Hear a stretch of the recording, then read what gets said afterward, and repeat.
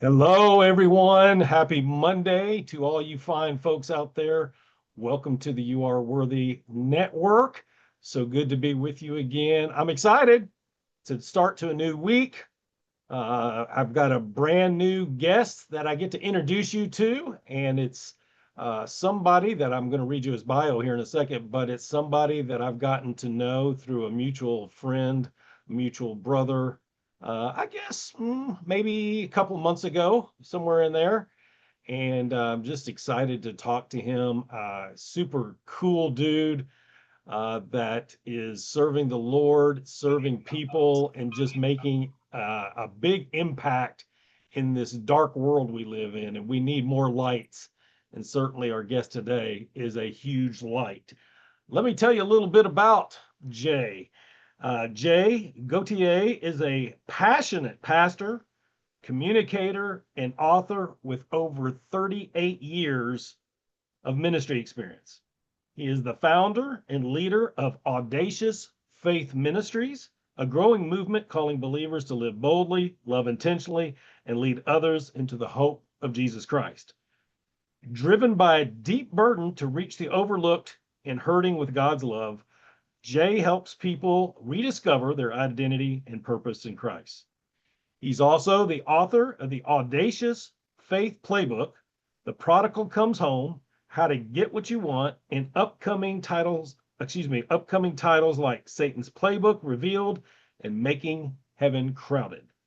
His teaching is bold, compassionate, and fueled by kingdom urgency.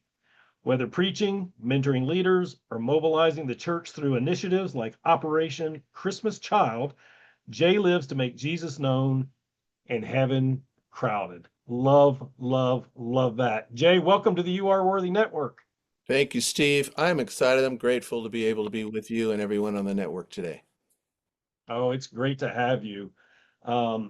Jay, what I've learned about the network here as of late, we've been blessed with really significant growth. We've only been around for 6 weeks, but the last couple of weeks, it's really gained a lot of momentum. And the reason I tell you that, first of all, give glory to God for that. Amen. Second of all, there are people potentially watching, if not now, certainly the replay from all over the world. We've got folks now watching from Europe, South America, Canada, Mexico. So it's really, really exciting. I know you're in California, but actually, as much as I've gotten to know you the last 2 months, I don't know what part. So tell folks where you're from. Currently in California, I am in the southern part, probably about 12 miles east of downtown Los Angeles, an area called the San Gabriel Valley here. And I'm currently coming to you from El Monte, California, where I've been pastoring since 1991. Okay, I will never complain about traffic in your presence. Oh, You yes, know, you know all about traffic in that area, right? definitely, definitely. We don't have to worry about speeding too much most of the time because it's not possible. At 3 in the morning, maybe, right? Yeah, exactly. Oh, I know from getting to know you a little bit, you're definitely a family man. Tell us about your family. Brag on them a little bit. Well, I've been blessed to. I actually met my wife in junior high school. And Mm. um, then I took her to homecoming dance in the 10th grade.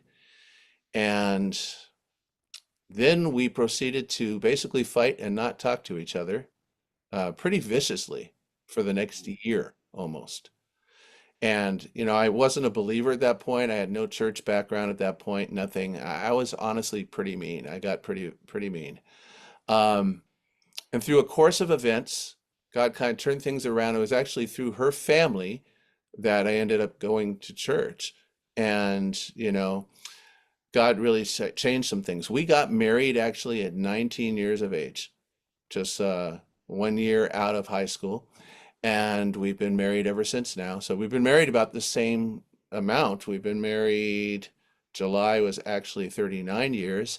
And we have 3 children and we have some grandchildren as well. And so we're definitely blessed. That's quite a story, I'm sure. So I'm trying to do some quick math in my head based on Sure. what I read in the bio. So you wed when you were 19. You said three children and several grandchildren. How many grandchildren do you have?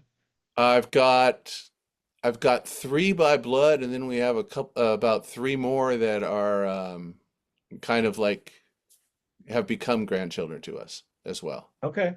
Okay.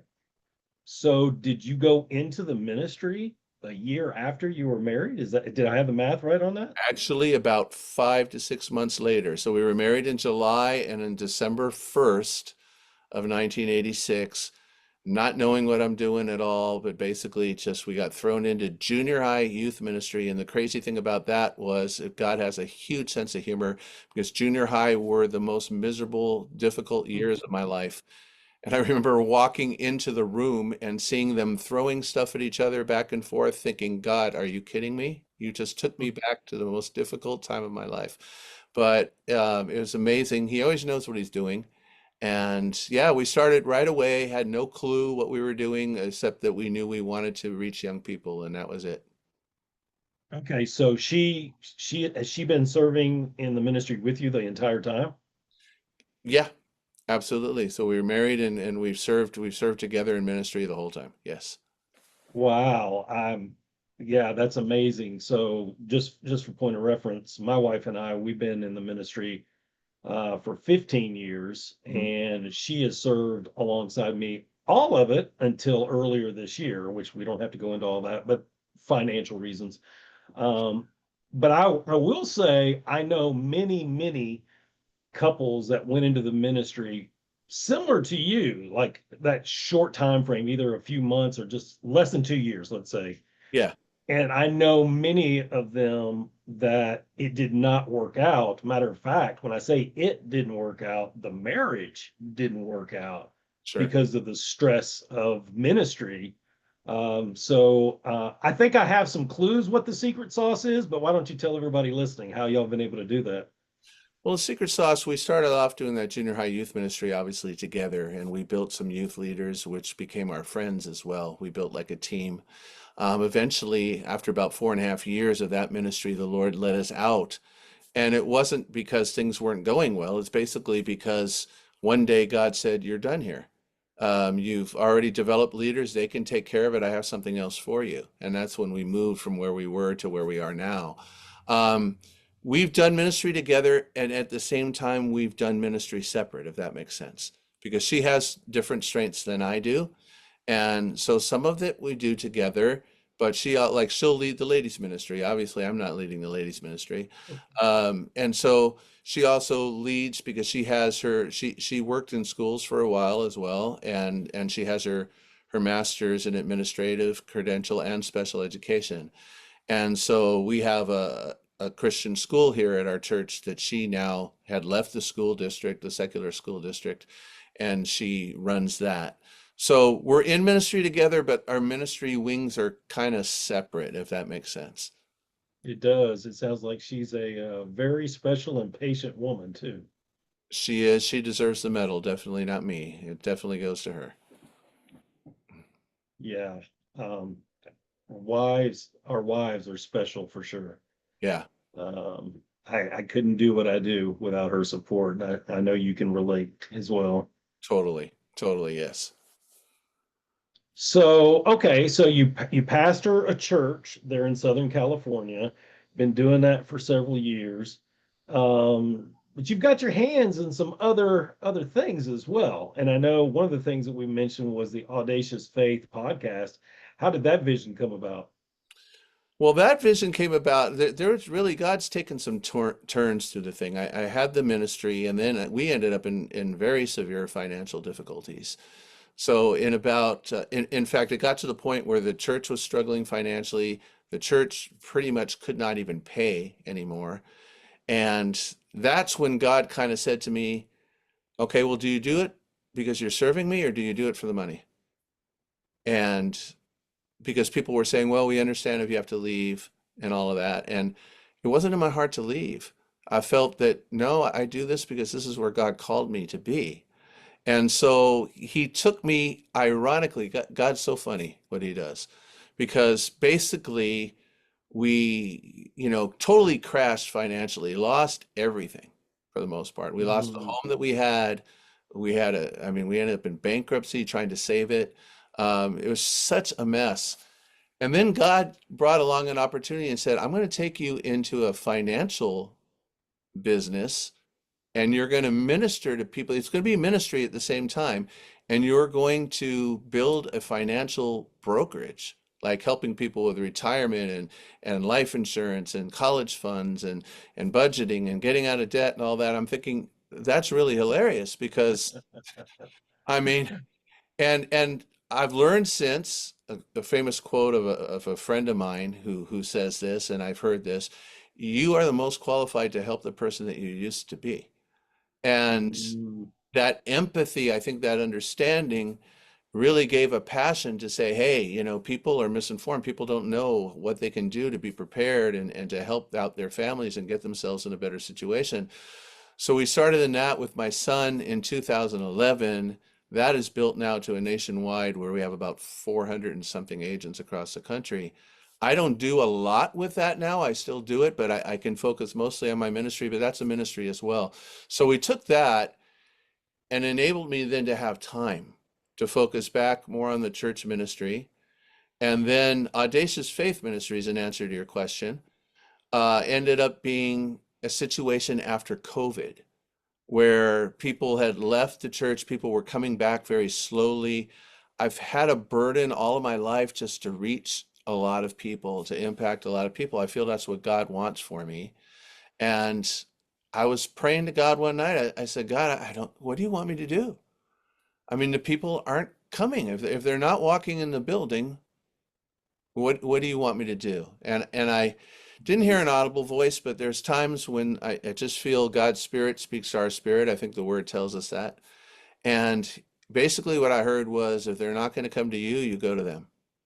yeah. The way to do that is, Steve, very much like you're doing right now, on the internet, on the airwaves, getting out there, connecting with people, not necessarily just in your little realm of, you know, logistically where you are. I know that I'm excited about your network and that you're reaching people all around the world. And I mean, that's great. That's the power that God gives us now and the platform that He gives us. So we started with a podcast only.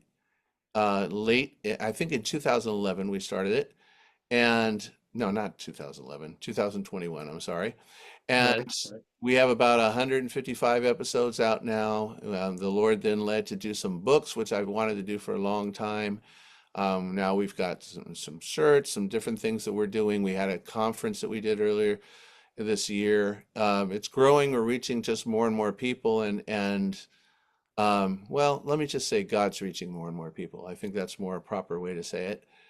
And it's exciting. So we're looking for big things as we keep going. Yeah, I think that's really good, Jay, because social media, and I know your podcast not specifically social media, but it's you use it to market Sure. the podcast. Social media is getting such a terrible rap, and for some of the reasons that it's deservingly so. However, it's like anything else. If you intend to use it for good, God will bless it.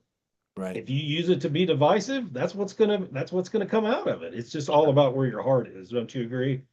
Absolutely. Anything can be good or bad. I mean, social media itself, let's face it, it's neutral. It's the Yeah. user. It's what the person is doing. Even on a network that you might feel is slanted, you can still have an impact in a positive way. And I think that, I was just talking about this yesterday because obviously there's a lot of divisive things that are on social media right now. And Mhm. God calls us, I believe in the Beatitudes, Jesus says, blessed are the peacemakers, for they'll be called the sons of God. Social media, in the midst of the divisiveness, is a wonderful opportunity to be a peacemaker. I didn't really even understand completely after all these years what that meant until I was studying it this past week. It doesn't mean be peaceful, just sitting back passively, not saying anything. Being a peacemaker means actually going into where there's no peace, showing truth in a loving and careful way, and trying to reconcile and bring peace. And I believe in the midst of the divisiveness that we see out there today, we have that opportunity to be that salt and light that Jesus tells us to be in the midst of that, and show the truth in a loving and caring way, but to show it there and to bring some peace to some of these hearts. There's a lot of angry people out there Yeah. right now, and they need that peace. Yeah. And Paul says, as much as it depends on you, live at peace with everyone. All we can do is our part. And we Sure. have to check our heart and make sure we're being intentional to do our part. Right. But, we have to trust God to do his part. And the truth of the matter is we can't do anybody else's. So I love what you're saying there about being a peacemaker. Let me take you back in time a little bit because you hit on it, but I think it's worth camping there because you've reached many people for the Lord, ministry for 38 years. You've been blessed. You've got the podcast. It came on the other side of quite a challenging season. Yes. And what I like to remind our viewers of every time I possibly can is that they are worthy of love, respect, and success. Hmm. And that success may look different, for different people, but it still remains true. And you went through quite a season there where the church couldn't pay you. It led to bankruptcy. I have some of those challenging things in my life, or have had in the past. Yes. We're having some challenging times right now. Sure. So I'm guessing during that season, you didn't feel worthy of a lot of things. No, I will tell you that for much of my life and much of my ministry, I felt like a professional failure. I was very Mm. good at failing. Um, you name it. You name the area, you name what I tried, and I failed over and over again. At least I thought I was failing. I wasn't really failing. I was actually progressing, but I didn't know it at the time. It was the lessons that I needed to learn. Early on in the 1990s, I actually went to an event called the Harvest Crusade out here in Southern California. And while I was at that event, I saw a large crowd of people go to the field to make decisions for God. And while I was doing that, I didn't need to do that at that point. I had a relationship with the Lord, all was good. But I felt God really impressing upon my life that He wanted me to surrender to Him and to be used to reach a lot of people with His word and with His truth. And so I was all in. I said, God, whatever you want me to do, I'm ready for it. And I imagined that that would be just through being a pastor at a church. I figured that, okay, the church is going to grow. We're going to impact a lot of people. It's going to get large. And then what basically happened was about the next 20 years, life basically bent me over and kicked me in the butt over and over again. Mm. Um, just one thing after another, which kind of culminated in that moment that I was telling you, Steve, about losing everything. And granted, I made a lot of mistakes. I wasted a lot of time. I felt that God had given me gifts and I took it for granted. I didn't study as much as I needed to. I didn't pray as much as I needed to. I got myself off in a few areas. Even though most people didn't know it, I was a pastor this whole time, and there were times when I was getting up and having to share the truth with people, and yet I felt such oppressive darkness in my life. It was a very difficult situation to be in. It was almost like a dichotomy. And I mean, nothing horribly horrible that would be completely disqualifying, but I felt that way. And so then we get to the culmination of this. A part of this as well during this time where not only was I losing everything, but we had another ministry come in to rent some space, and then we got really intertwined together, and we were just about to merge together, and we had a big old blow up, a moral failure with some of the young people, and it involved the other pastor's daughter as well, and so it became a big mess because I was trying to deal with it and cushion it, and I didn't tell him fast enough while I was trying to cushion it, and it just Mm. became awful. And so a lot of people that were close knit together now were ripped apart. And literally, I was just in tears. And so when I'm at this moment, the night before we're about to lose our home and we're about to move out, I'm up at like 1 in the morning, and my wife is asleep, and I'm just like, God, I don't, what happened? I remember saying to him, all I ever really wanted to and intended to do was help people. And it seems that I have failed at everything. I have failed everybody. I've just made a total mess. And I just felt like I was losing everything. And yes, I was not worthy at that point. I felt like it was all my fault. And I felt like everything was crashing down because of the mistakes and the just inability to do what I needed to do. And I really almost heard the words. Again, it was his spirit to my spirit. This doesn't happen every day, but every once in a while it does. And I remember it.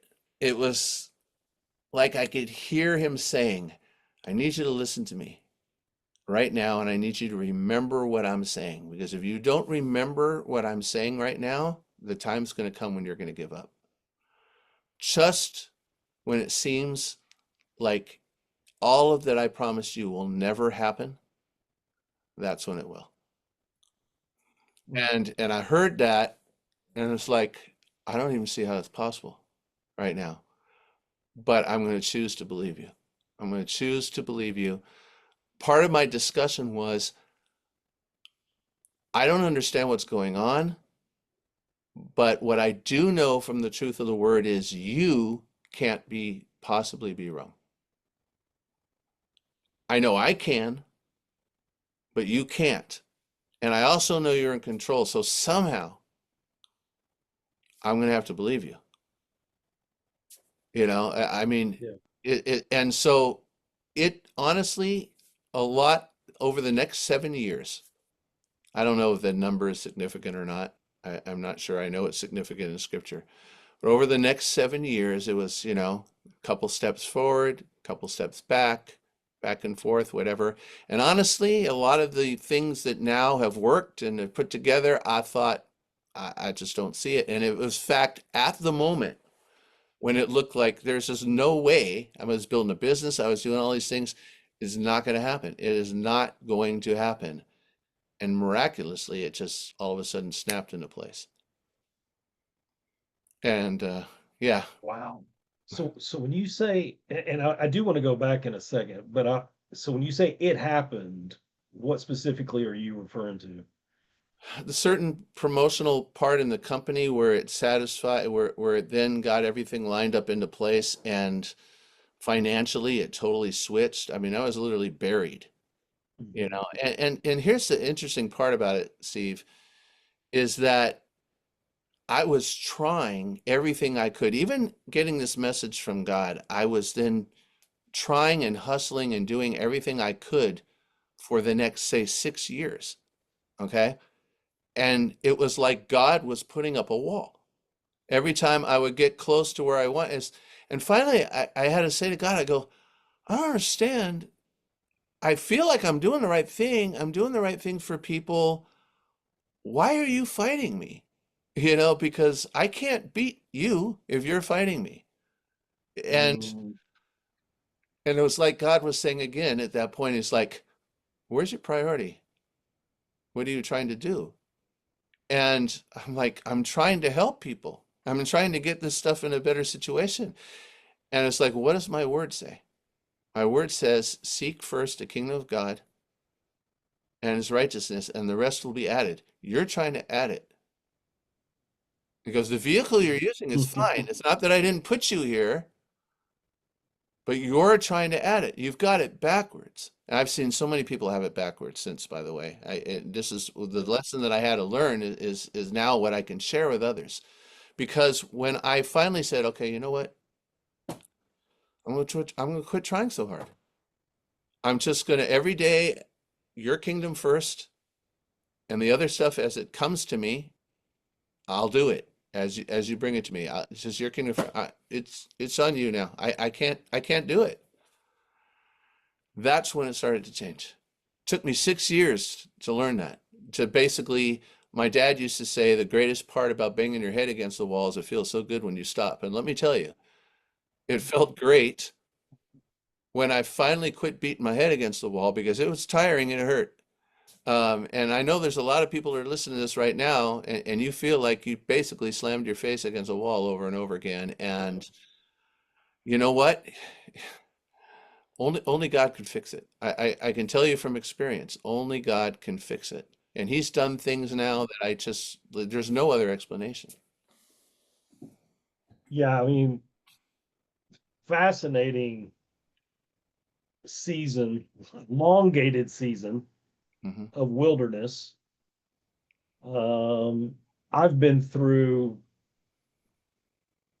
well, not quite that long. I've been through some wilderness seasons, but that's not my point. My point is people will tend to say, and I'm tempted to say this to you now, how faithful you were, but I think I know you'll deflect that. Like when I've gone through those seasons of wilderness and people are like, oh my gosh, you were so faithful. I'm like, no, I was like a roller coaster, but God was faithful. Right. God was faithful. I do want to take you back. I don't even know if you realize you said it quite like this. This is meant to encourage you. Sure. You said I wasn't worthy during that time. You didn't feel worthy. The emotions of that time uh, make us feel less than.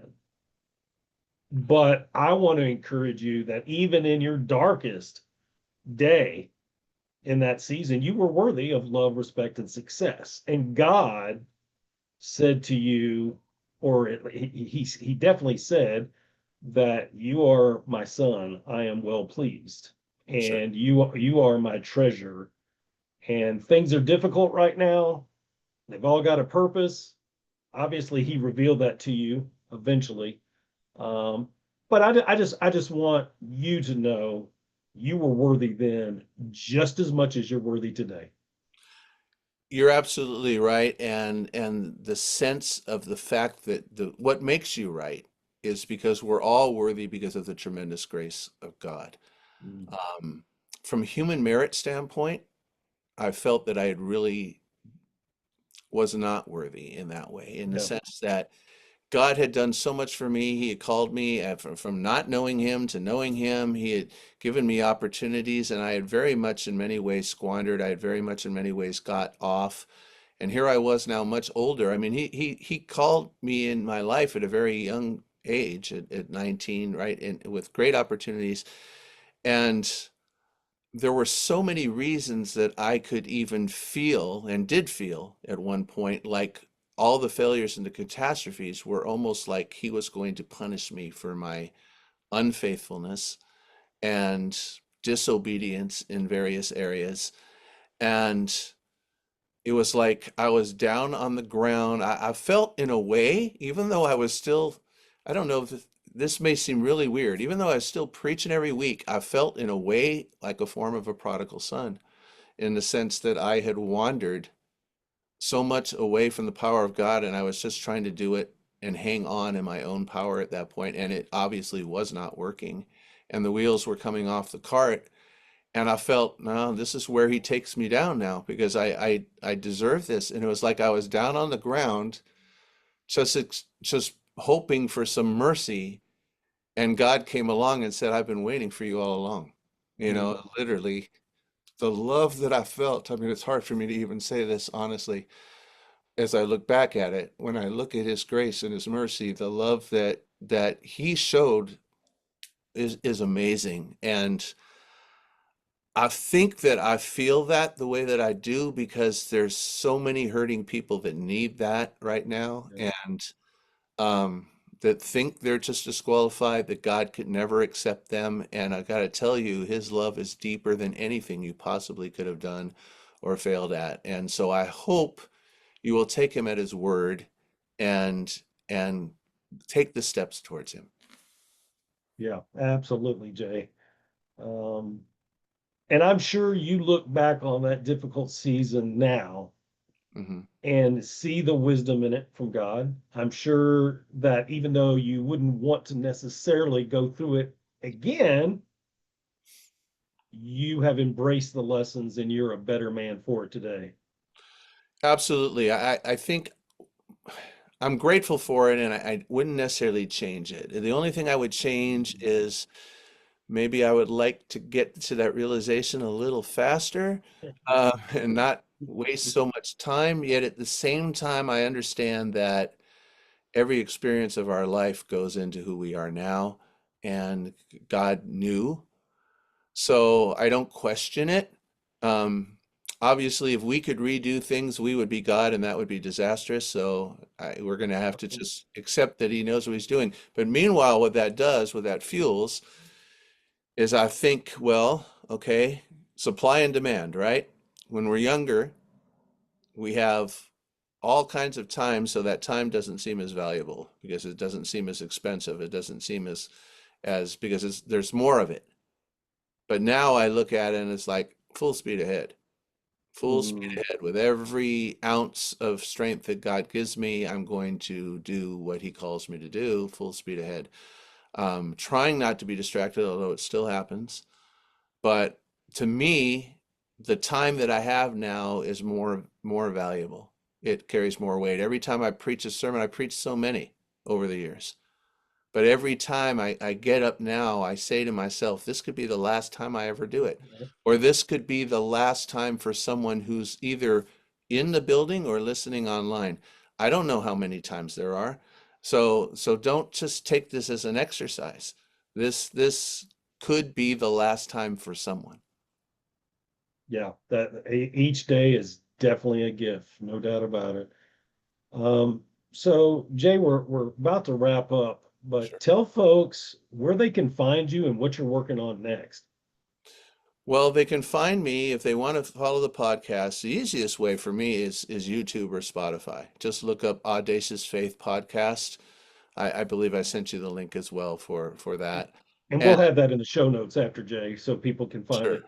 So you can find there, and all the podcasts are there. It is with video, so I mean you can obviously just listen to it if you want to. And some of them are just me, but a lot of them have been guests, including Steve. You're one of those as well. That's about to come out actually, I think this Wednesday as well. So, great guests telling the story of God's life, what God has done in their life, and also we've got some books, the Audacious Faith Playbook, all of those, How to Get What You Want. Those are available on Amazon. Just go on Amazon or look up my name, and you should find it because there's not a lot of people with my name.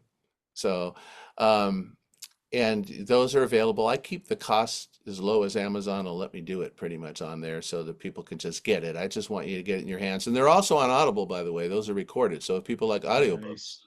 they can look it up. And it's in my voice. I didn't want it to be anyone else's. And so, Nice. and then they can connect with me on social media on Facebook, Jay Gauthier Sr., Instagram, Jay Gauthier Sr. You can email me at jgauthier at gmail.com, and I will get back to you. I'm good at getting back to you. So I want to get back to you. So I definitely would love to connect. Guys, we'll put all of that in the description here shortly. Jay, any words of wisdom that can encourage the network before we sign off? Yeah, absolutely. I don't know who's watching, obviously, at different times, but I will say this. God has been watching you. Every moment of your life, even before you were born, God knew you before you were even in your mother's womb, the word tells us. He Yeah. crafted you, and knowing you, he knew who he was creating you to be. And this is very important because even if we have felt lost or away from God, we have to understand something. The Bible tells us in Psalm 139 that there's not been a second, there's not been an instant of your life where he has not seen you, known you, and loved you. Right where you are right now, you may feel as if he's distant, but let me tell you something. He's right there and he's waiting for you. And so I would encourage you as the word tells us, seek him and you will find him. Very, very important. And with networks like this, and people that you can connect with to help you in areas like that, maybe you've gone through a hard time, maybe you've even known him, but you're feeling right now that you have truly ventured away and God feels distant. Honestly, um, he has not moved. It's us that's moved, but he's waiting for us. And I want to leave you with one phrase that I was actually focusing on earlier today, which I think is fitting, and that is that pain and discomfort are a deposit towards your destiny. And so, what it is that you're going through right now does not mean that you're done, does not mean that God is finished with you. He still finds you worthy, and as you seek out his grace and his forgiveness and his strength, he will do things then through your life that you never, ever would have imagined. That's how awesome he is. So, my prayer for each one of you is that you will find what it is that God has created you for to begin with. And may he bless you and encourage you in tremendous ways. I love it. Love it. Thank you, Jay. Jay, it's been just so inspiring having you on here. I knew that you would share words of wisdom and be vulnerable, and you haven't disappointed at all. Thank you, thank you, thank you for being on the network today. Oh, thank you, Steve. It's been a pleasure. And I'm going to be praying for your network as you're reaching out there, what God's doing. I think it's amazing. And may God just continue to reach more and more people through these podcasts and everything else you're doing. Appreciate it, brother. Appreciate it. Guys, if you've been listening today, which I hope you have, thank you. You've got many things you can do with your time. So to spend 35, 40 minutes with us means a lot to us. And I just want to be able to tell you today, it's just an honor because you don't hear those words, you are worthy, very often. So it's my privilege to be able to tell you, you're worthy today. And your story's not over. Amen. God's not done with your story by a long shot. Thank you guys for tuning in. Stay blessed. We'll see you next time.